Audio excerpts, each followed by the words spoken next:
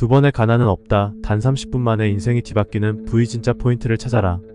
레일라는 모든 소비에 대해 감정적이 아닌 논리적 결정을 내리는 것. 이 안 한 가지가 세계에서 가장 부유한 사람들이 가진 한 가지 공통점이라고 말했죠. 즉 돈에 대한 감정을 마스터하는 것이 부를 마스터하는 가장 기본적인 스텝이라고 말했습니다.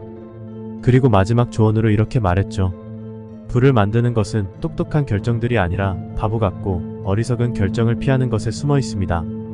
눈앞만 보고 하는 공정한 결정은 반드시 피하세요. 이번 영상 속 레일라가 공유한 부를 세뇌하는 규칙 첫 번째, 원하는 것을 얻고 싶은 없다면 그것을 가진 사람, 나보다 앞서가는 사람에게 조언을 구하고 그 외 다른 사람들의 조언은 무시하며 나아가기. 두 번째, 돈은 힘을 따라가고 그 힘은 아이디어를 행동으로 옮길 때 만들어지며 반대로 부는 시간과 인내가 필요한 여정이라는 것을 이해하기. 세 번째, 돈은 게임이라는 것을 이해하고 그 규칙들을 배우며 나아가는 것. 그리고 그 과정 속에는 똑똑함과 논리보다 무모한 시도와 도전으로 채워나가야 한다는 것. 마지막, 투자. 혹은 돈을 쓸 때는 충분한 시간을 가지고 감정에 휩쓸려 결정하지 말 것. 이렇게 그녀는 수많은 고군분투를 이겨내며 자신만의 규칙을 정했고 환경까지 바꿔가면서 끊임없이 부를 위한 세뇌를 해나갔습니다. 그리고 그 결과 원하는 삶, 남들을 바꿀 수 있는 그런 영향력까지 가질 수 있게 되었죠. 그랬기에 전 이런 간단해 보이는 규칙들이 더욱 소중하게 느껴지기도 했습니다. 그리고 그 소중한 메시지들이 앞으로의 도전과 시도, 여러분의 현명한 결정을 만들어 나가는 계기가 되었으면 합니다. 터닝포인트였습니다. 생활비의 허덕이다. 단 7년 만에 빌리어네어가 된 남자, 그의 비밀은 단 이 문장이었습니다. 그리고 그 문장들 속 분명 미래의 부자가 탄생할 거예요. 집도 없이 가장 싼 모텔에서 돈에 허덕이며 살던 한 남자가 가진 거라곤 큰 꿈밖에 없었죠. 결국 생활비를 구걸까지 하게 됩니다. 하지만 7년 후 그는 세상에서 가장 높은 럭셔리 아파트에 살며 조단위 부자가 되었죠. 정말 극과 극의 인생을 사는 그 남자의 이름은 세이즈니. 알친 대부분 조단위 자산가들은 수십 년이 걸려 부를 축적하는 반면 세이즈는 불과 10년도 안 되는 사이에 7조 자산가가 됐습니다. 그는 말합니다. 물론 제 성공 뒤에는 수많은 우여곡절이 있었지만 저의 부를 만든 건 두 가지 멘탈리티입니다. 이번 영상에선 세이진의 짧은 스토리와 그 어디서도 들어본 적 없던 빠른 부를 쌓는 부의 멘탈리티를 여러분과 함께 나눠보려고 합니다. 가장 먼저 그는 자신의 어린 시절을 이렇게 회상합니다. 전 부유하지는 않았지만 평범한 가정에서 자랐습니다.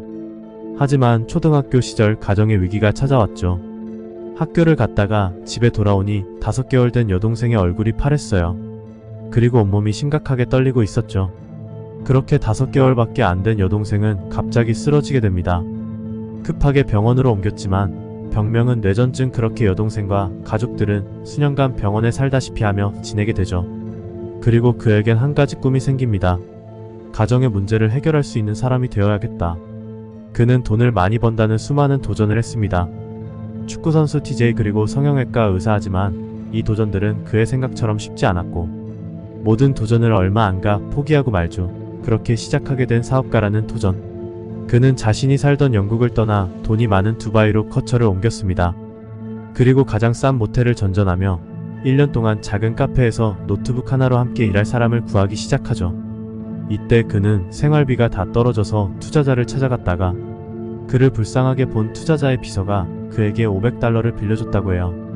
그런 굴욕적인 상황에도 그는 꿋꿋하게 일어났습니다. 그렇게 첫 사업으로 패션 브랜드들의 2월 상품을 저렴하게 판매하는 온라인 웹사이트를 열었고 그 사업은 엄청난 성공을 가져오게 됩니다. 제 성공을 만든 건 4가지 프로세스였습니다. 모든 사업에 적용될 수 있는 규칙을 찾았죠. 첫 번째는 데이터를 모으는 겁니다.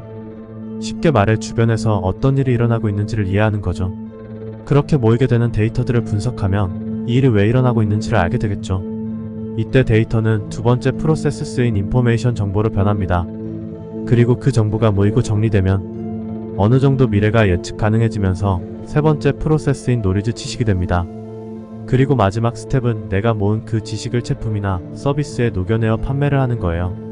즉 부의 창조가 이루어지는 순간은 내가 가진 지식을 상품이나 서비스 혹은 코드로 변환시키는 겁니다.